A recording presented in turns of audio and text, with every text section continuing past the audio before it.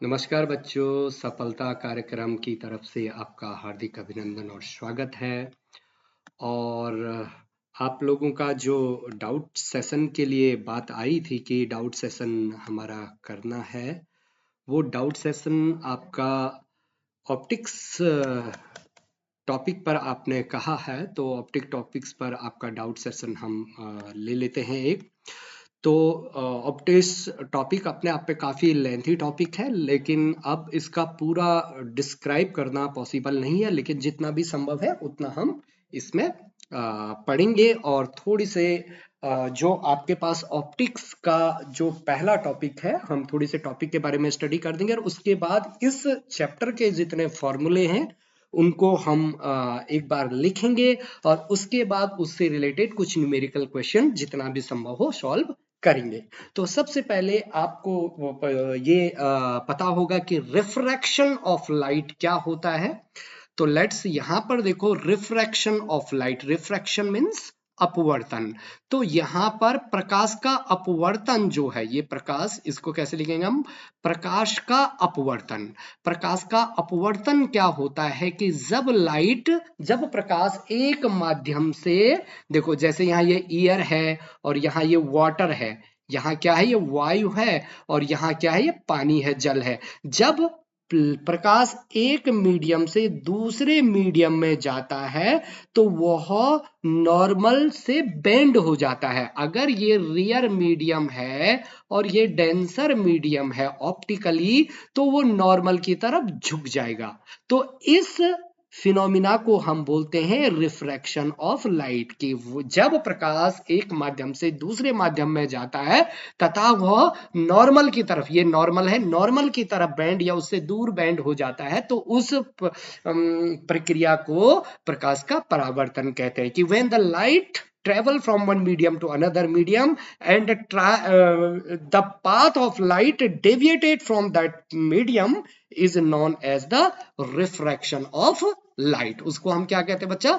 Refraction of light कहते हैं। ठीक है, तो यहां पर मैं डायरेक्ट आपको आगे, जो हमने हमारे प्रीवियस लेक्चर में भी आपको ये टॉपिक मिल जाएगा पूरे डिस्क्राइब वे में। तो यहां पर देखो आप कि refraction is the phenomena change of path of the light travel from one medium to another medium. तो यहां पर देखो ये रियर मीडियम, यहाँ रियर मीडियम, लेकिन ये बीच में ग्लास एक डेंसर मीडियम है। तो जब आपकी लाइट गई तो देखो ये नॉर्मल की तरफ झुक गई। क्या हो गया बच्चा?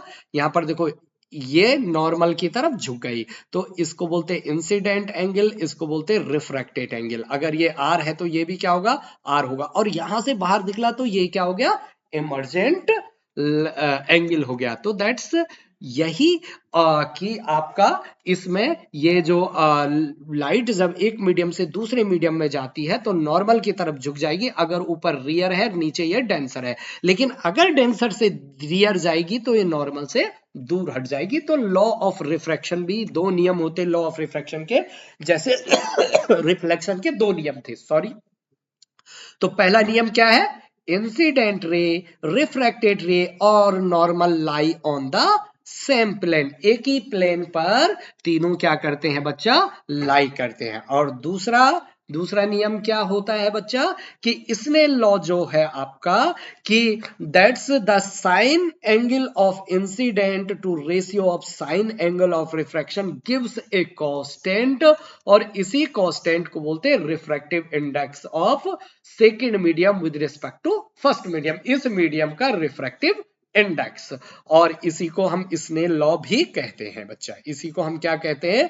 इसने लॉ भी कहते हैं। यहां पर आपको देख सकते हैं कि mu is equal to sine i upon sine r. ठीक है, तो इसको लिखेंगे कैसे आप?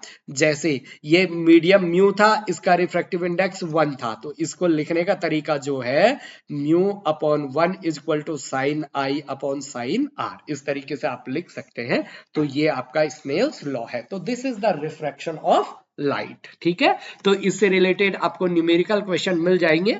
ओके, तो ये सारी चीजें हम यहाँ पर बताई हुई है कि that is the mu is optically rear medium lower होता है, डेंसर मीडियम के लिए ज्यादा होता है। ठीक है बच्चा, और ईयर के लिए, वैक्यूम के लिए म्यू की वैल्यू क्या होती है, 1 होती है। अच्छा, जब लाइट एक मीडियम से दूसरे मीडियम में जाती है, ये रिवर्सिबिलिटी लॉ आपको दिख रहा है, वो आगे देखेंगे हम। तो जब लाइट एक मीडियम से दूसरे मीडियम में जाती है, ये जैसे डेंसर मीडियम था, ये सघन माध्यम था, ये रियर मीडियम विरल माध्यम था। तो बच्चा अगर मान लो यहाँ वेलोसिटी v1 है लाइट की, यहाँ वेलोसिटी v2 हो जाएगी। यहाँ वेव लेंथ λ1 है तो यहाँ वेव लेंथ λ2 हो जाएगा। लेकिन फ्रीक्वेंसी चेंज नहीं होती। अगर यहाँ भी फ्रीक्वेंसी f है तो यहाँ भी फ्रीक्वेंसी क्या होगी, f होगी लाइट की। क्यों? क्योंकि frequency is depend upon source. Frequency किस पर निर्भर करता है बच्चा, सोर्स पर निर्भर करता है। अब देखो, refractive index of medium with respect to air is equal to speed of light in air, air में speed of light c divided by speed of light in that medium. ये भी आपको याद होना चाहिए। कई जगह म्यू की जगह क्या लिखा रहता है, n लिखा रहता है, n is equal to c upon v।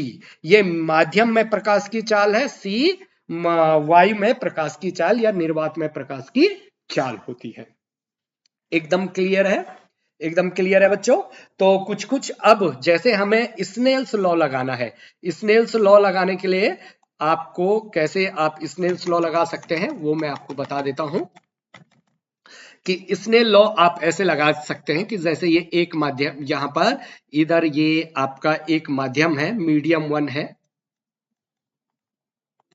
और यहां मीडियम 2 है, ये मीडियम 2 है, कुछ भी हो सकता है।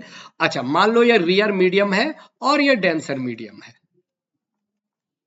ओके, लाइट आई और रियर से डेंसर में जाएगी तो नॉर्मल की तरफ जग जाएगी, ये नॉर्मल है। ठीक है, ये इंसिडेंट एंगल आई, ये refracted angle are.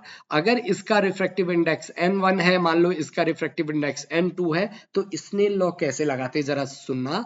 Sign i upon sine r बराबर n2 अपॉन n1, म्यू भी रख सकते थे हम, कोई दिक्कत। अब देखो क्रॉस मल्टीप्लाइड कर दो तो n1 sine i is equal to n2 sine r। जब न्यूमेरिकल क्वेश्चन सॉल्व करेंगे तो ये फॉर्मूला हमें लगाना है कि जिस माध्यम का एंगल साइन एंगल उसी माध्यम का रिफ्रैक्टिव इंडेक्स, और दूसरे माध्यम का साइन एंगल उसी माध्यम का रिफ्रैक्टिव इंडेक्स। इस तरीके से स्नेल लॉ लगाओगे तो गड़बड़ नहीं होगी। ये स्नेल लॉ का आपका फॉर्मूला है। तो अब मैं थोड़ी सा आपको फॉर्मूले लिखवा देता हूं सबसे पहले। ठीक है, तो फॉर्मूले यहां पर मैं लिखवाने वाला हूं। सबसे पहले स्फेरिकल मिरर का फॉर्मूला, ताकि हम क्वेश्चन को सॉल्व कर पाए। स्फेरिकल मिरर के जो फॉर्मूले हैं, तो स्फेरिकल मिरर आपका कॉनकेव मिरर हो सकता है या आपका कॉन्वेक्स मिरर हो सकता है, जो कि आपके सिलेबस में थोड़ी सा है। जैसे ये कॉनकेव मिरर है, ओके, ये प्रिंसिपल एक्सिस है, ये आपका ऑप्टिकल सेंटर है, ये आपका फोकस है ना बच्चा। लाइट आई और फिर बैंड होके चले गई एंड सो ऑन। इसमें अब जहां पर आपका ऑब्जेक्ट होता है, ऑब्जेक्ट से और आपके मान लो ऑब्जेक्ट यहां पर है, ऑब्जेक्ट से और पोल के बीच की दूरी को क्या लिखते, यू लिखते हैं। ठीक है बच्चा, yes and no. Sign convention के हिसाब से हम आगे देखेंगे। और देखो, ये डिस्टेंस है पोल से फोकस की एफ, ऑप्टिकल सेंटर से और पोल की दूरी है कैपिटल आर। ये सब आपको पता है बच्चों। तो स्फेरिकल मिरर में सबसे पहले फोकल लेंथ कितना होता है, focal length, focal length, okay, focal length जो है F, F is equal to क्या होता है बच्चा, आर बाई 2। और विथ साइन रखने हैं। जब आप फॉर्मूले में रखोगे तो कैसे रखोगे बच्चा, विथ साइन। आपको पता है साइन कन्वेक्शन से left hand side incident ray के अगेंस्ट पोल से जो डिस्टेंस लेते हैं नेगेटिव लेते हैं। ठीक है, ओके। दूसरा फॉर्मूला आपका मिरर इक्वेशन, ध्यान रखना, मिरर इक्वेशन चाहे कॉनकेव है या कॉन्वेक्स है तो क्या होता है, 1 upon v plus 1 upon u is equal to 1 upon f। Yes and no. Mirror equation, mirror formula आपका ये है। जब क्वेश्चन में सॉल्व करोगे तो विथ साइन रखोगे। कॉनकेव मिरर का फोकल लेंथ, कॉनकेव मिरर गुफा वाला, कॉनकेव मिरर मतलब अवतल दर्पण का फोकल लेंथ नेगेटिव होता है, और कॉन्वेक्स मिरर का पॉजिटिव होता है। ये सब आप समझेंगे जब आप क्वेश्चन कर रहे होंगे तो उसका पॉजिटिव होता है। ठीक है बच्चा, यस एंड नो। दूसरा फॉर्मूला आपका यहां पर दो फॉर्मूले हो गए हैं। अब मैं यहां पर पेज ले लेता हूं और इनका सारा एक बार में आपको फॉर्मूले रिवाइज कर देता हूं। ठीक है, ठीक है। तीसरा फॉर्मूला आपका थर्ड फॉर्मूला, ओके। मैग्निफिकेशन का, मिरर में जो मैग्निफिकेशन है, आवर्धन है कि आपका जो इमेज है वो कितनी बड़ी या कितनी छोटी बन रही है। Magnification, magnification m is equal to क्या होता है बच्चा, minus v upon u. v क्या है, डिस्टेंस ऑफ इमेज। ये क्या है बच्चा, डिस्टेंस ऑफ इमेज, प्रतिबिंब की दूरी पोल से, distance of image.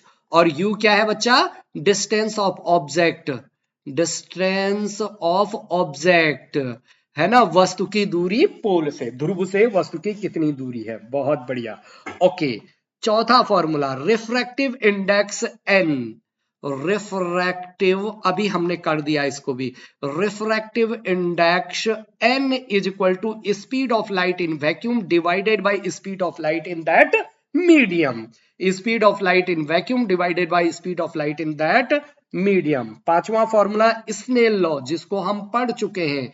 Snell law कैसा है बच्चा, कि sine i upon sine r बराबर refractive index of second medium with respect to refractive index of first medium. अब देखो, अगर ये पहला मीडियम वायु है और तो क्या हो जाएगा, ये simple sine i upon sine r, और n2 की जगह अगर n लिख लिया हमने तो सिंपल क्या हो जाएगा, n हो जाएगा। लेकिन लगाना कैसे है, ये ऐसे लगाना है बच्चा। लगाना कैसे है क्वेश्चन में, n1 sine i is equal to n2 sine are.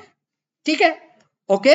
Sixth formula, अब जो आपने देखा होगा, क्योंकि हम रिफ्रैक्शन ऑफ लाइट की स्टडी फिलहाल उसके फॉर्मूले में यहां पर लिख रहा हूं, तो देखा होगा जबकि आप किसी तालाब में या किसी नदी में आप देखते हो पानी भरा हुआ है, लेकिन गहरा ज्यादा होता लेकिन दिखता कम है। मतलब ऑब्जेक्ट आपका वास्तव में यहां पर होता है, ऑब्जेक्ट आपका कहां पर होता है बच्चा, ऑब्जेक्ट आपका वैसे माने मैंने कोई सिक्का डाला, सिक्का आपका यहां पर होता है, लेकिन दिखता क्या है, उसकी जो इमेज है वो कुछ ऊपर दिखती है।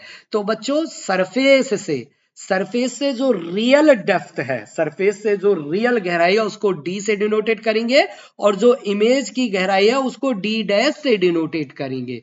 तो इसमें एक फॉर्मूला होता है कि अपरेंट डेप्थ बराबर, कम दूरी दिखती है ना, गहराई ज्यादा होती पर दिखती कम है, तो अपरेंट डेप्थ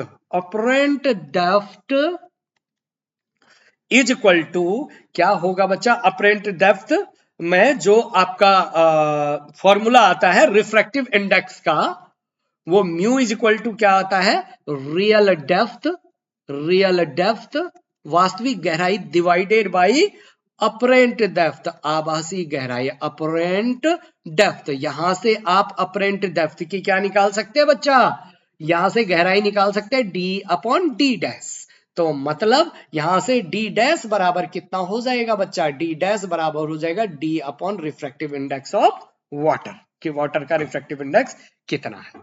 एकदम क्लियर है बच्चा, ओके। सातवां फॉर्मूला, और गहराई और हाइट जो भी लेंगे हमेशा सरफेस से लेनी है, कहां से लेनी है, सरफेस से लेनी है। ठीक है, सातवां formula critical total internal reflection का जो फिनोमिना होता है बच्चा, टोटल इंटरनल रिफ्लेक्शन क्या होता है, कि जब कोई लाइट डेंसर मीडियम से रियर मीडियम में जा रही होती है, देखो जैसे ये लाइट आपने डेंसर से और ये ऊपर रियर है, वायु है मान लो, जाती है तो ये नॉर्मल से दूर हट जाती, फिनोमिना ये है। तो क्या है कि आप इंसिडेंट एंगल बढ़ाते जाओ, एक कंडीशन ऐसी आती है कि इंसिडेंट एंगल एक ऐसा एंगल, उसके लिए रिफ्रैक्शन एंगल यहां पर चले गया 90 डिग्री पर, तो ये 90 हो गया। तो इस एंगल को क्रिटिकल एंगल बोलते हैं। क्या बोलते हैं बच्चा? Critical angle. तो अगर इससे ज्यादा आपने एंगल, इंसिडेंट एंगल आपने बड़ा कर दिया क्रिटिकल एंगल से, तो पूरी की पूरी लाइट उसी मीडियम में क्या आ जाती है? वापस आ जाती है। तो इस फिनोमिना को बोलते हैं टोटल इंटरनल रिफ्लेक्शन। क्या बोलते हैं बच्चा इस फिनोमिना को? Total internal reflection. ठीक है, कि टोटल इंटरनल रिफ्लेक्शन, कि जब आपका किसी दो मीडियम के लिए आपका इंसिडेंट एंगल क्रिटिकल एंगल से बड़ा हो जाता है, तो सारी की सारी लाइट डेंसर मीडियम में वापस आ जाती है। तो इस फिनोमिना को बोलता है टोटल इंटरनल रिफ्लेक्शन। और इसके लिए शर्त है कि लाइट को डेंसर से रियर में जाना पड़ेगा। ओके, ये इसके लिए शर्त है। दूसरी, क्रिटिकल एंगल से इंसिडेंट एंगल बड़ा होना पड़ेगा। तो यहां पर क्रिटिकल एंगल का जो फॉर्मूला आता है थीटा सी, वो क्या होता है बच्चा? Sign inverse 1 upon mu. कि ये सेकंड मीडियम है, इसका रिफ्रैक्टिव इंडेक्स क्या है बच्चा? म्यू। और पहला मीडियम क्या है इसमें? वाई है। तो साइन इनवर्स क्या बच्चा? 1 अपॉन म्यू। एकदम क्लियर। यहां से आप किसी भी चीज को निकाल सकते हैं कि ये एक्चुअली साइन थीटा सी बराबर क्या है? 1 अपॉन म्यू है। तो म्यू बराबर भी निकाल सकते हो 1 अपॉन साइन थीटा सी। कोई सा भी आप यहां पर फॉर्मूला डिफाइन कर सकते हो। ठीक है बच्चा? Yes and no? Very good. Okay, तो ये है बातें। और उसके बाद आप देखिए जरा सा कि जो आपके रिफ्रैक्शन फ्रॉम स्फेरिकल सरफेस से आपके आते हैं, सबसे इंपॉर्टेंट इसमें एक फॉर्मूला आता, लेंस मेकर फॉर्मूला। क्या आता बच्चा? Lens maker formula. कि दैट्स यहां पर इट रिफ्रैक्शन, पहले refraction at spherical surface. Spherical surface, फटाफट करेंगे इसको। रिफ्रैक्शन एट स्फेरिकल सरफेस, जैसे कि यहां पर एक ये ग्लास प्लेट है, ये कांच का है, ठीक है बच्चा, और ये प्रिंसिपल अक्षेश है। यहां से आपने लाइट को इंसिडेंट किया किसी ऑब्जेक्ट से, क्योंकि ये रियर मीडियम है और ये डेंसर मीडियम है, तो ये नॉर्मल की तरफ क्या हो जाएगी बच्चा? झुक जाएगी। नॉर्मल की तरफ क्या हो जाएगी? झुक जाएगी। ये नॉर्मल की तरफ झुक के यहां मिल गया है। ठीक है, नॉर्मल की तरफ झुक के यहां मिल गया है, और एक रे यहां से यहां मिल गया। तो अब इमेज इसकी यहां पर बनी, ऑब्जेक्ट आपका यहां पर था। Yes and no? ऑब्जेक्ट आपका यहां पर था, तो ये वाली डिस्टेंस पोल से u थी, ये वाली डिस्टेंस आपकी v होगी, ऑप्टिकल सेंटर से r डिस्टेंस होगी। तो इसमें मान लो कि ये जो रियर मीडियम है इसका रिफ्रैक्टिव इंडेक्स μ1 था, इस डेंसर मीडियम का रिफ्रैक्टिव इंडेक्स μ2 था। तो बच्चा फॉर्मूला हमेशा याद रखना कि μ2 divided by v minus μ1 divided by u is equal to μ2 minus μ1 divided by r। r क्या है बच्चा? रेडियस ऑफ कर्वेचर है। r क्या है आपका? रेडियस ऑफ कर्वेचर है। बड़ा इंपॉर्टेंट फॉर्मूला। अब इस पर हम शर्तें लगा सकते हैं कि मान लो रियर मीडियम वायु है, डेंसर मीडियम का रिफ्रैक्टिव इंडेक्स म्यू है, तो यहीं से निकल के आता है बच्चा लेंस मेकर फॉर्मूला। क्या आता है? Lens maker formula. Okay, derivation हमें नहीं करना है, इतना समय हमारे पास है नहीं। तो 1 अपॉन लेंस मेकर फॉर्मूला क्या है? 1 अपॉन एफ। ओके बच्चा, 1 अपॉन एफ। तो दैट्स रिफ्रैक्टिव इंडेक्स जो भी है इसका, mu minus 1 is equal into 1 upon R1 minus 1 upon R2। इसको हम लेंस मेकर फॉर्मूला, इस कॉन्वेक्स लेंस के लिए, कॉनकेव लेंस के लिए हम लेंस मेकर फॉर्मूला डिफाइन कर सकते हैं, जहां R1 और R2 क्या है?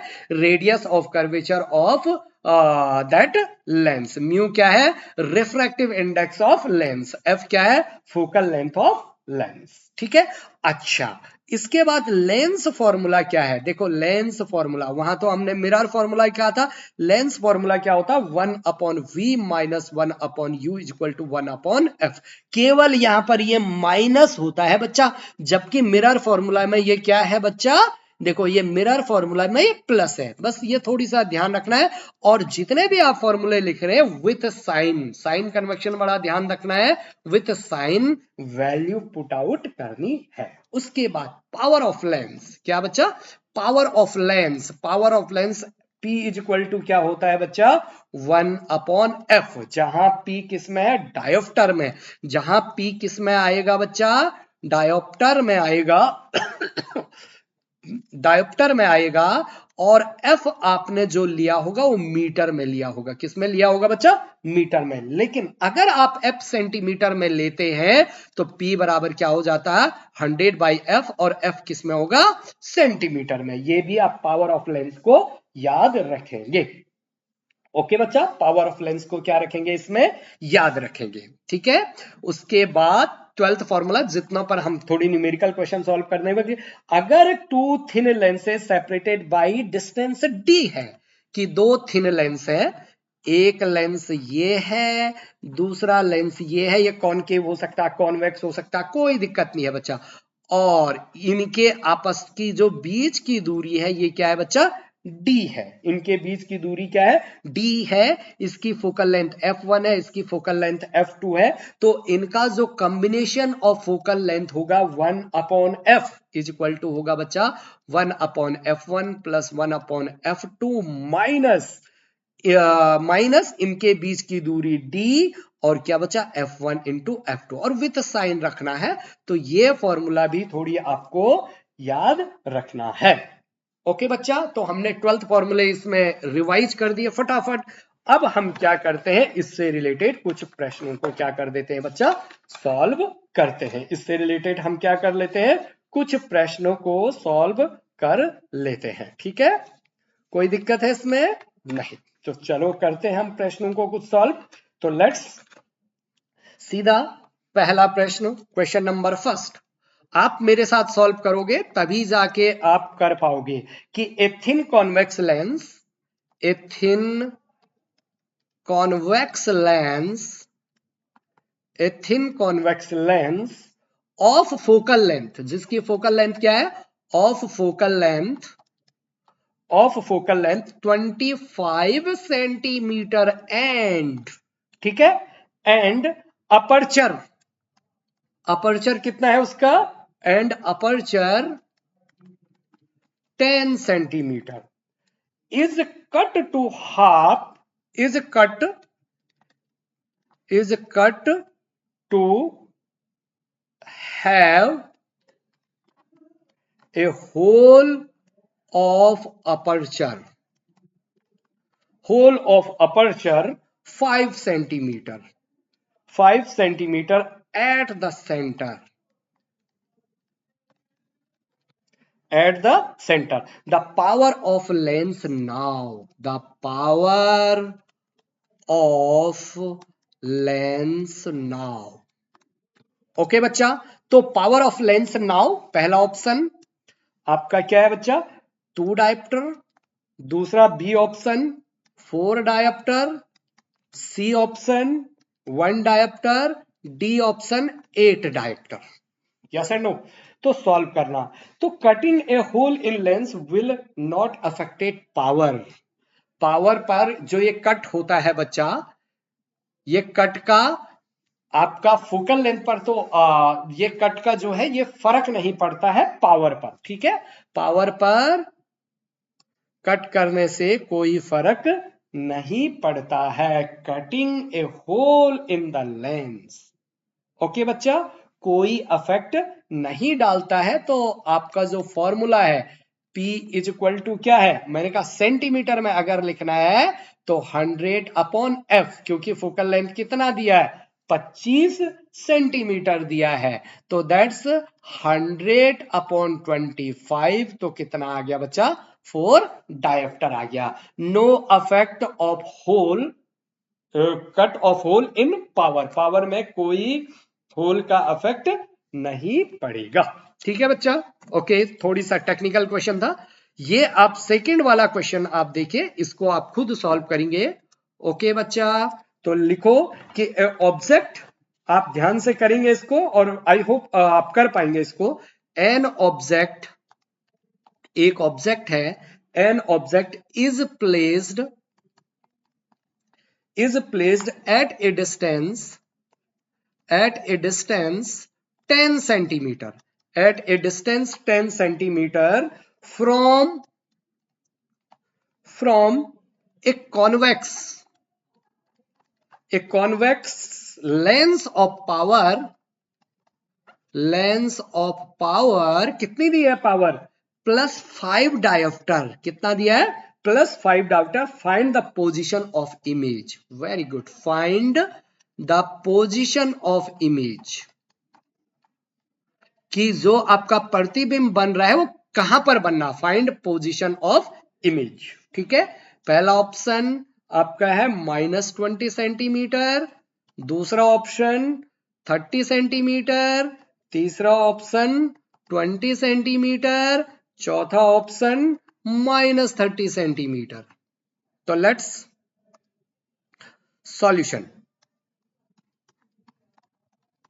Okay solution that is the किसके लिए दिया है बच्चा ये देखो जरा सा कि an object is place at A distance 10 centimetre from convex lens के लिए दिया है किसके लिए दिया बच्चा कॉन्वेक्स लेंस के लिए अब कॉन्वेक्स लेंस के लेंस है तो उसकी फोकल लेंथ क्या होती है बच्चा पॉजिटिव होती है तो +10 सेंटीमीटर और पावर भी क्या होगी इसकी +5 dioptre yes and no okay तो यहां से आप नहीं ये क्या दिया है an place a distance 10 centimetre focus length नहीं दिया है बच्चा ये डिस्टेंस दिया है ये क्या दिया है ये position of image the position of object दिया है यू कितना दिया है 10 सेंटीमीटर लेफ्ट हैंड साइड में होता तो माइनस में आएगा आपको फोकल लेंथ निकालनी है तो मैं जानता हूं पावर इज इक्वल टू क्या होता है 100/f सेंटीमीटर में रखना है f को तो f इज इक्वल टू कितना हो जाएगा यहां से ध्यान दो f is equal to 100/p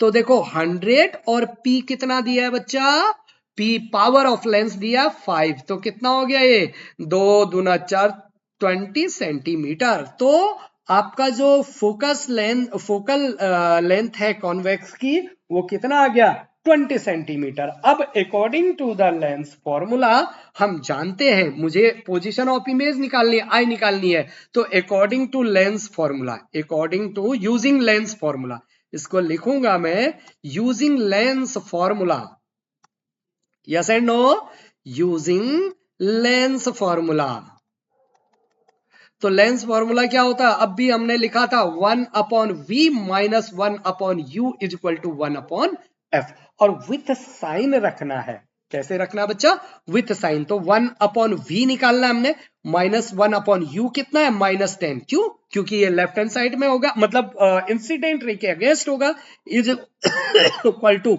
1/f f कितना है 20 ये माइनस माइनस प्लस हो गया तो ये क्या हो जाएगा 1/v माइनस माइनस प्लस हो गया बच्चा और उधर जाएगा तो क्या हो गया अगेन फिर माइनस हो जाएगा 1/10 तो कितना हो गया ये हो गया 20 एलसीएम आ गया ये 1 - 2 तो कितना आ गया -1/20 आ गया तो v बराबर कितना आ रहा है 1/v बराबर कितना आ गया 1/v बराबर आ गया -1/20 तो v बराबर क्या आ गया -20 सेंटीमीटर -20 सेंटीमीटर का मतलब क्या हुआ कि भाई ये लेफ्ट हैंड साइड में ही कॉन्वेक्स लेंस के अगर ऑब्जेक्ट इधर है तो इमेज भी इधर ही बन रही है ऑब्जेक्ट अगर ये ऑब्जेक्ट इधर है तो इमेज भी इधर ही बन रही है उसी टाइप इंसिडेंट रे के अगेंस्ट बन रही है ठीक है और कैसे बनेगी वो इधर आएगा एंड सो ऑन तो इस तरीके से तो ये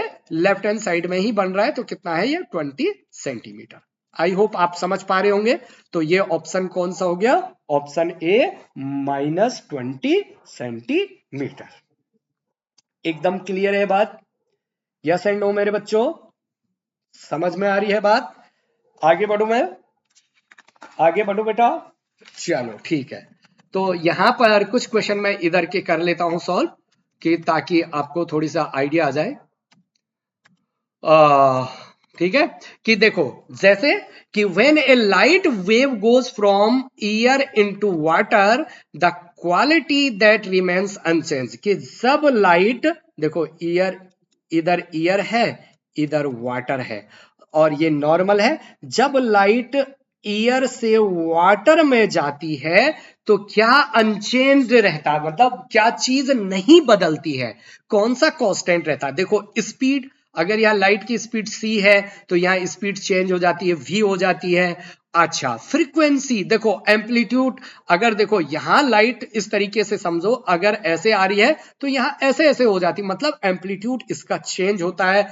अगर यहाँ वेवलेंथ लैम्डा 1 है तो यहाँ छोटे छोटे कदम लिखते हैं वेवलेंथ लैम्डा 2, तो मतलब lambda 1 is greater than lambda 2 होता है, c is greater than v होता है। लेकिन फ्रीक्वेंसी अगर यहाँ f है तो यहां भी क्या रहती है, f रहती है। फ्रीक्वेंसी का मतलब 1 सेकंड में जितने चक्कर यहां मारेगा पानी में भी उतने ही चक्कर मार देगा, क्योंकि वो सोर्स पर डिपेंड करता है, वो मीडियम पर डिपेंड नहीं करता है। तो कौन सी चीज अनचेंज रहेगी बच्चा, स्पीड आपकी अनचेंज्ड रहेगी। नेक्स्ट क्वेश्चन, वही चीज नीट जेईई में पूछा गया, सिंपल सा, कि when light travel from one medium to other of which the refractive index is different then which of the following will change. कौन चेंज होगा, देखो ये फ्रीक्वेंसी चेंज नहीं होती, ये ऑप्शन नहीं हो सकता, फ्रीक्वेंसी नहीं हो सकता, ये ऑप्शन भी नहीं हो सकता, फ्रीक्वेंसी नहीं हो सकता।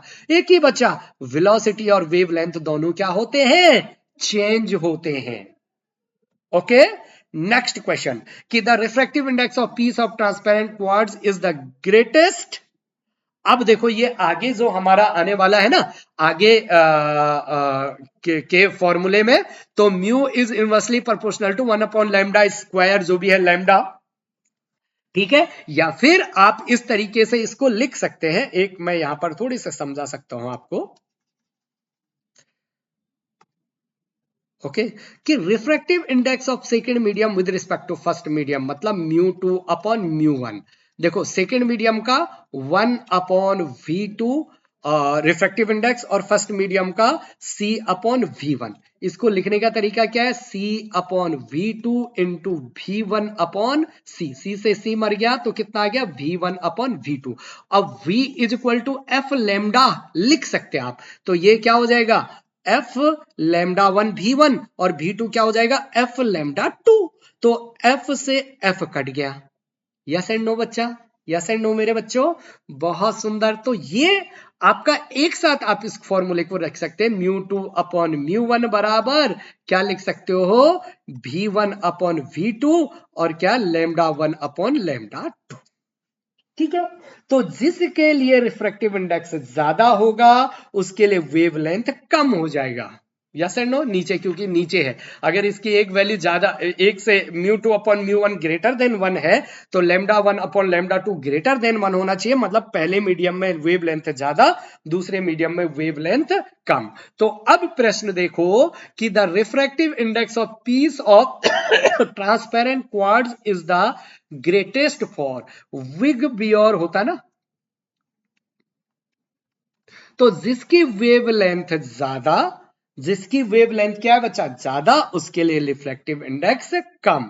तो वॉयलेट के लिए रिफ्रैक्टिव इंडेक्स सबसे ज्यादा होगा, वॉयलेट के लिए रिफ्रैक्टिव इंडेक्स क्या होगा बच्चा, सबसे ज्यादा होगा। यस एंड नो, क्योंकि वॉयलेट की वेवलेंथ सबसे कम है। ठीक है, ओके। अब यहां पर देखिए एक फर्स्ट क्लास क्वेश्चन, कि the refractive index of certain glass is 1.5 for light whose wavelength is vacuum इतना, the wavelength of this light passes through glass। कि ग्लास का रिफ्रैक्टिव इंडेक्स आपको दिया है, म्यू कितना दिया है बच्चा, म्यू दिया है आपको, हाउ मच, म्यू कितना दिया है, 1.5 दिया है। अब क्या पूछ रहा है, wavelength of light when passes through the glass. अब मैं जानता हूं, यहां पर सिंपल सा हमने फॉर्मूला लिखा है, कि यहां पर देखिए आप, कि μ2/μ1 इज इक्वल टू v1/v2, तो यहां पर, और λ1/λ2, तो जस्ट इनवर्सली प्रोपोर्शनल है ये, कि μ2/μ1 इज इक्वल टू λ1/λ2।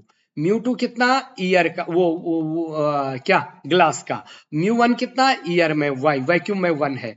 अच्छा, ये जो वेवलेंथ है ये वैक्यूम में है, वैक्यूम में वेवलेंथ कितना दिया है, 6000 एंगस्ट्रॉन λ1, और मुझे निकालना λ2, तो λ2 बराबर क्या हो गया, 6000 एंगस्ट्रॉन अपॉन 1.5। तो कितना हो गया बच्चा, ये एक स्थान पीछे घटाओ, ये हो गया, तो 15 चक्को 60, 1 2 3 एंगस्ट्रॉन, तो कितना आ गया बच्चा, 4000 एंगस्ट्रॉन। जरा समझो कि ये म्यू 2 जितना दिया है 1.5, म्यू 1 क्या है यहां पर, ईयर और वैक्यूम है, और वैक्यूम का रिफ्रैक्टिव इंडेक्स कितना होता है, 1 होता है। यस एंड नो मेरे चाइल्ड, समझो इस बात को कि म्यू 2 अपॉन म्यू 1 बराबर जो फॉर्मूला होता है V1 अपॉन V2 बराबर λ1 अपॉन λ2। ओके, ठीक है।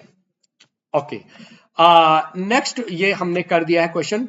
इसी प्रकार इस प्रश्न को भी आप सॉल्व कर सकते हो, जैसे कि the refractive indices of glass and water with respect to air. Refractive index of glass, glass का refractive index of glass with respect to air कितना दिया है बच्चा, 3/2, 3/2। And refractive index of water with respect to in air, refractive index of water with respect to air कितना दिया बच्चा, 4/3। अब मुझे क्या पूछ रहा है, देखो खास बात कि refractive index of glass with respect to water मुझे निकालना है, refractive of glass with respect to water, तो ये क्या होता है बच्चा, इसका फॉर्मूला ये मुझे निकालना है। तो देखो ध्यान से समझियो कैसे करना है, refractive index of glass with respect to air is equal to, जो बात में है उसको पहले refractive index of glass with respect to air divided by refractive index of water with respect to air. तो भाई वैल्यू रख दो, refractive index of glass with respect to air कितना था, 3/2, और डिवाइडेड बाय वाटर वाला कितना था, 4/3। उल्टा कर लो, 3/2 गुणा गया 3/4, तो ये क्या आ गया, 3×3 = 9/8। तो कितना हो गया बच्चा, 9 by refractive index of glass with respect to air, refractive index of glass with respect to air कितना हो गया, 9/8 हो गया है। यस एंड नो बच्चा, देखो इसकी दरअसल वैल्यू कितनी है, 1.5, और इसकी वैल्यू कितनी आ रही है, 1.33। तो ये ज्यादा डेंसर है इसके मुकाबले, ये ज्यादा डेंसर है तो इसकी वैल्यू ज्यादा होगी, इसकी वैल्यू कम होगी, तो वही इसलिए ये ऊपर आ गया refractive index of glass with respect to water, वो पूछा वही गया है, refractive index of glass with respect to water. अगर उल्टा पूछता है तो 8/9 आ जाता। क्या आप मेरी बात समझे, यहां पर मैं एक चीज और लिखवा देता हूं आपको, कि जैसे ये आपको समझ में नहीं आ रहा होगा कि ये क्या लिखा, तो बच्चा इसको बोलते हैं refractive index of glass with respect to air. और इसको कैसे लिखोगे आप, इसको लिखोगे refractive index of glass with respect to किसका, वाटर का, that's it, with respect to water. तो इस तरीके से इन क्वेश्चन को क्या करना है बच्चा, सॉल्व करना है, ठीक है।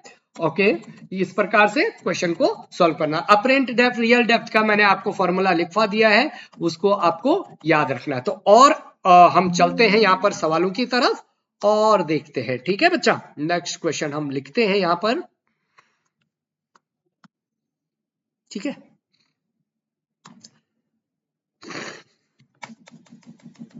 ठीक है बच्चा, तो जस्ट देखो प्रैक्टिस करनी पड़ेगी आपको प्रश्नों की, तभी जाके आप अच्छे से सॉल्व कर पाओगे, ठीक है बच्चा।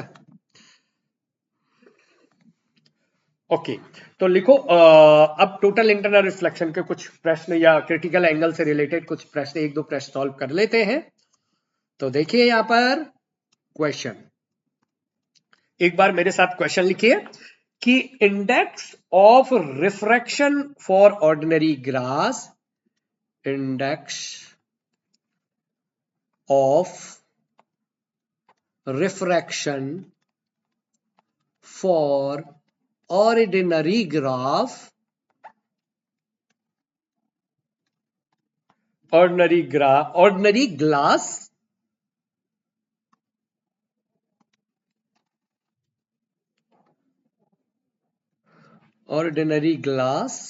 ठीक है, ordinary glass relative to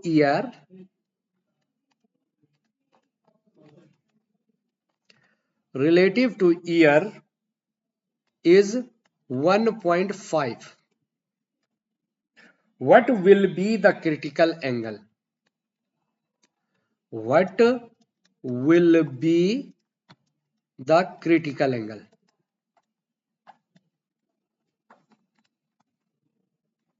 okay, option मैं लिख दूं? चलो ऑप्शन भी लिख लेता हूं।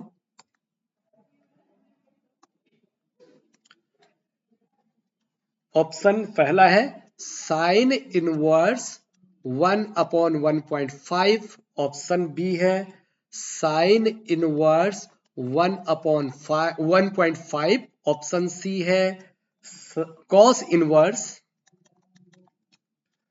1/1.5 और ऑप्शन डी है कॉस इनवर्स 1.5। देखिए क्या होने वाला है। अब मैंने जब आपको फॉर्मूला बताया है तो आपको कोई इसमें 1 मिनट का समय नहीं, 30 सेकंड का समय इसमें लगना चाहिए, क्योंकि मैंने डायरेक्ट आपको फॉर्मूला लिखवाया था कि मैंने डायरेक्ट आपको क्रिटिकल एंगल का फॉर्मूला अभी थोड़ी देर पहले लिखा है कि theta C is equal to क्या होता है, साइन इनवर्स 1 अपॉन रिफ्रैक्टिव इंडेक्स म्यू लिखाया है। Just a simple. इसका रिफ्रैक्टिव इंडेक्स म्यू क्या है कि refractive index of ordinary glass with respect to air कितना है, 1.5 दिया है।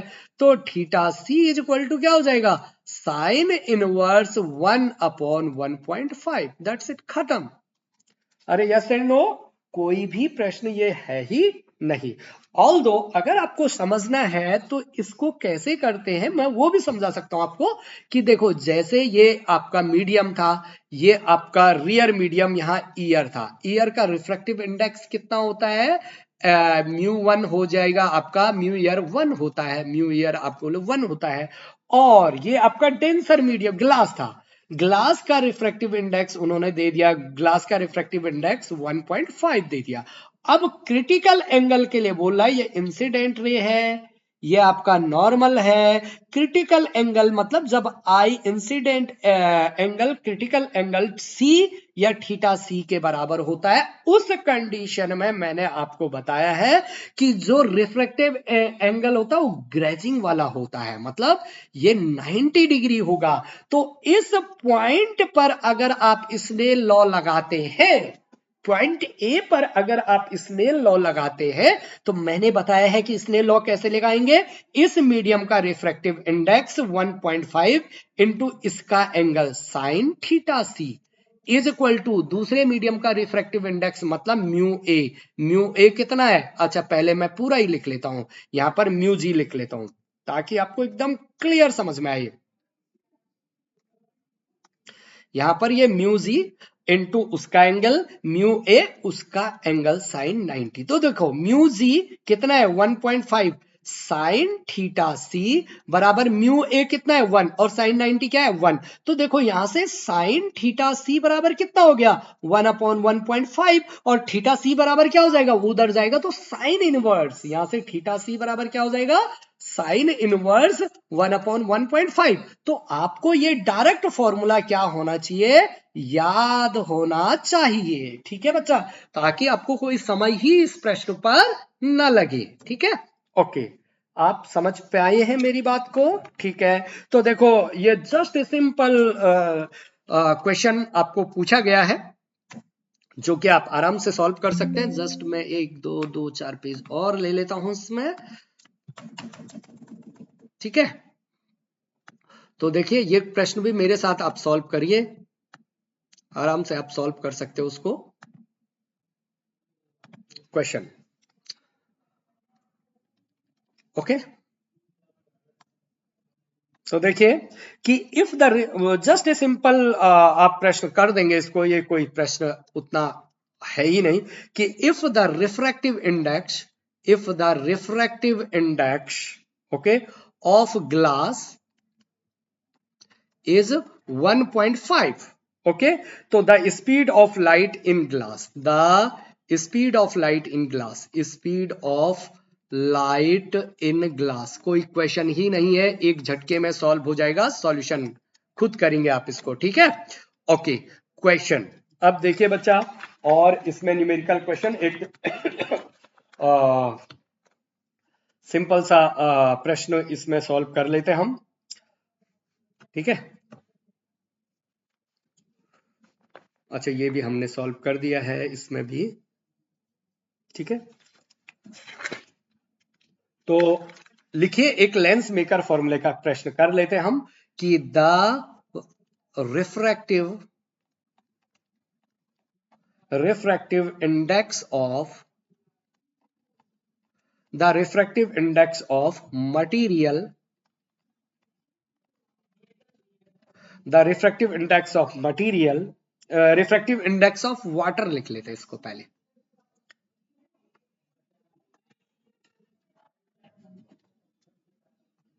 refractive index of water,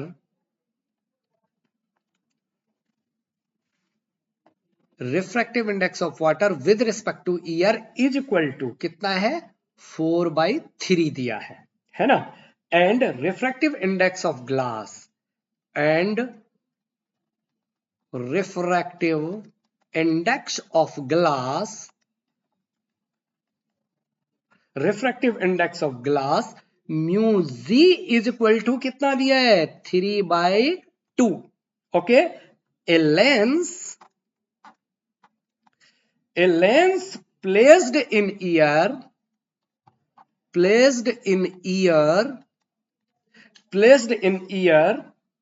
has focal length 10 centimeter, has focal length कितनी है इसकी 10 सेंटीमीटर.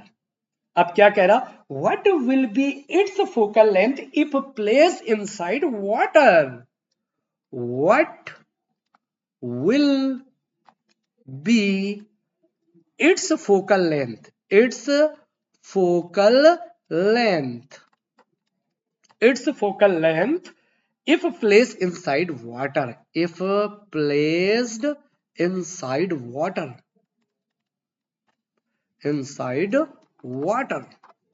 ओके, ऑप्शन लिख लेता हूं मैं इसमें. ठीक है, पहला ऑप्शन आपका क्या 10 सेंटीमीटर, दूसरा ऑप्शन बी आपका क्या 15 सेंटीमीटर, सी ऑप्शन आपका 40 सेंटीमीटर और डी ऑप्शन आपका 50 सेंटीमीटर. ठीक है, तो अब हम इस प्रश्न को करेंगे सॉल्व. देखो बहुत बार बहुत एग्जाम में इस प्रकार का प्रश्न पूछा गया है. पहला कि भाई जैसे आपका जो कॉन्वेक्स लेंस है या कॉनकेव लेंस है ना, या ग्लास है, इसकी फोकल लेंथ अलग अलग मीडियम में जाने पर चेंज हो जाती है बच्चों. मीडियम के हिसाब से फोकल लेंथ डिसाइड होती है. ओके, तो ये आपको जो जो चीज इसमें दी है आप वो लिखिए पहले. ठीक है, आपको क्या दिया है कि आपको रिफ्रैक्टिव इंडेक्स ऑफ वाटर दिया है, रिफ्रैक्टिव इंडेक्स ऑफ ग्लास दिया है, ग्लास की जो लेंस है, आपका ग्लास जो लेंस है उसकी फोकल लेंथ आपको ईयर में दिया है, तो पानी में उसकी फोकल लेंथ आपको निकालना है. तो that's focal length of lens when is placed in year, है ना. इन ईयर में, किसमें बच्चा, इन ईयर में लेंस का फोकल लेंथ क्या होने वाला 1/f. Mu -1 lens maker formula, mu -1 1/r1 -1/r2. याद है कि नहीं है? ओके, ईयर में है तो बच्चा ये refractive index of glass with respect to air हो जाएगा. ओके मेरे प्यारे बच्चों, yes and no. Refractive index of glass with respect to air. तो यहां से जो जो चीज दिया आपको, फोकल लेंथ ईयर में दिया है बच्चा, फोकल लेंथ ईयर में दिया है कितना 10 सेंटीमीटर. अब क्योंकि ये कॉन्वेक्स लेंस है, तो कॉन्वेक्स लेंस है तो पॉजिटिव हम इसकी वैल्यू मान सकते हैं. ठीक है, और कुछ लेंस इज प्लेस कुछ नहीं दिया, 10 सेंटीमीटर दिया तो 10 सेंटीमीटर, तो ये क्या हो गया 1/10 इज इक्वल टू, और ये refractive index of glass with respect to air, refractive index of glass with respect to air कितना दिया है 3/2. तो देखो 3/2 -1 और 1/r1 -1/r2 आपको नहीं दिया है. तो that is the equation number. आप इसको सॉल्व कर सकते हो. पहले इसको सॉल्व करिए. तो कितना, दो तरीके से सॉल्व कर सकते हैं आप, है ना. तो 1/10 इज इक्वल टू, एलसीएम ले लो, 2 1 2, तो ये कितना हो गया 3 - 2/2, और क्या हो गया 1/r1 -1/r2. तो ये आगे सॉल्व कर देता हूं ये 1/10 is equal to 1/2 1 minus R1 1/R1 minus 1/R2, ये ऊपर जाएगा तो 5 हो जाएगा, मतलब 2/10 is equal to 1/R1 minus 1/R2। इसको आगे वाले पेज में कर लेता हूं मैं। 2/10 को क्या लिख सकता हूं मैं, 2 से काट दो तो ये क्या हो गया भाई, देखो यहां मैं थोड़ी 2/10, ये 1/5 हो गया, तो दरअसल ये कितना आ गया 1/5 is equal to 1/R1 minus 1/R2। This is equation number 1। अब देखिए, अब फॉर वाटर में, फॉर वाटर के लिए refractive index of, for water के लिए लेंस मेकर फॉर्मूला जो होगा वो फोकल लेंथ चेंज हो जाएगी 1/Fw इज इक्वल टू क्या, रिफ्रैक्टिव इंडेक्स ऑफ वाटर। क्या आएगा बच्चा, refractive index of water with respect to glass. Yes and no बच्चा। अरे अच्छा, ये ग्लास का निकालना है ना, ग्लास का उल्टा नहीं लिख दिया मैंने, ग्लास का निकालना मतलब लेंस का निकालना है, तो मैंने उल्टा लिख लिया। इसको मैं क्या करने वाला हूं कि ध्यान से समझना, refractive index of glass with respect to year -1 और 1/R1 माइनस 1/R2, ये तो चेंज नहीं होगा। क्यों, क्योंकि शेप थोड़ी चेंज हो रहा है लेंस का। अब देखो इसको कैसे लिख सकता हूं, बहुत ध्यान से, 1/Fw इज इक्वल टू, देखो refractive index of glass with respect to air divided by refractive index of water with respect to year, ऐसे लिखते हैं ना इसको। अरे ये चीज को ऐसे लिखते हैं ना, -1 और 1/R1 माइनस 1/R2, बस वैल्यू रख दो। 1/Fw is equal to refractive index of glass with respect to air कितना है भाई, या ईयर कितना है, refractive index of glass with respect to air 3/2। अरे yes and no, 3/2 divided by refractive index of water with respect to air 4/3, 4/3। जरा ध्यान से करना, यहां पर गड़बड़ होती है बहुत। और 1/R1 माइनस 1/R2 उठा के यहां से रखो ना, 1/5 रख दो यहां से, इंटू 1/5, बस सॉल्व करना है यहां पर आराम से ठंडे दिमाग से। 1/Fw इज इक्वल टू, अब ये क्या हो गया बच्चा, 3/2, 3/2 इंटू, उल्टा हो जाएगा 3/4 माइनस 1, 1/5। कितना हो गया ये, 3 9, 4 दूना 8, तो कितना हो गया बच्चा, अरे जगह 1/Fw इज इक्वल टू 3 9, 4 दूना 8, 9/8 माइनस 1 और 1/5, तो कितना हो गया यहीं पर 9 1 8 एकम 8, 9 माइनस 8 1/8, 9 में से 8 गया तो 1, 1/8 इंटू 1/5, तो ये क्या हो गया 8 पंजे 40। 1/Fw बराबर 1/40। देखो 1/Fw बराबर 1/40, तो मतलब focal length of lens in water कितना आ गया बच्चा, 40 सेंटीमीटर। वाह, अरे भाई जो आपका लेंस, जिसकी फोकल लेंथ ईयर में कितनी थी, ईयर में फोकल लेंथ कितनी थी 10 सेंटीमीटर, इस वाटर में जाने पर उसकी फोकल लेंथ कितनी होगी 40 सेंटीमीटर। तो अब ये मत बोलना कि किसी की फोकल लेंथ 7 सेंटीमीटर है तो वो हमेशा सत्य है, नहीं, वो सिर्फ ईयर में सत्य है। समझ में आ रही बात, वो सिर्फ किस में सत्य है, ईयर में सत्य है, क्योंकि फोकल लेंथ डिपेंड अपॉन करती है मीडियम पर कि मीडियम कितना है। तो दैट्स इसका जो आंसर आपका आया, दैट इज कितना आया बच्चा 40 सेंटीमीटर। और R1 और R2 क्या है, रेडियस ऑफ कर्वेचर है। रेडियस ऑफ कर्वेचर का मतलब कि देखो जैसे यहां से ये R1 ये R2, मतलब इनके जो दो, जिन स्फीयर से ये काटा गया होगा उन स्फीयर का ये मान लो R1 था और ये क्या था R2 था, तो ये रेडियस ऑफ अपर्चर है। ठीक है बच्चा, यस एंड नो। तो इस प्रकार से इन प्रकार के प्रश्नों को आप क्या करेंगे बच्चा, सॉल्व करेंगे। ठीक है, अब क्योंकि ये आपकी फिजिक्स है ना बच्चा, तो ऐसा संभव ही नहीं है कि आप 100 दिन का खाना एक दिन में खा लोगे, ऐसा संभव नहीं है। ठीक है बच्चा, लेकिन फिर भी दुनिया की सर्वश्रेष्ठ स्टडी है। सेल्फ स्टडी आप जहां से भी पढ़ रहे हो, जैसे भी पढ़ रहे हो, प्लीज अपने साथ कॉपी पेन को रखिए और खुद से ही सॉल्व करने की कोशिश करिए। डेफिनेटली आपको फिजिक्स, केमिस्ट्री, मैथमेटिक्स बहुत अच्छे से आएगा। तो आपके आगामी एग्जाम के लिए ऑल द बेस्ट। पढ़ते रहो, खुश रहो, आनंदित रहो। Thank you.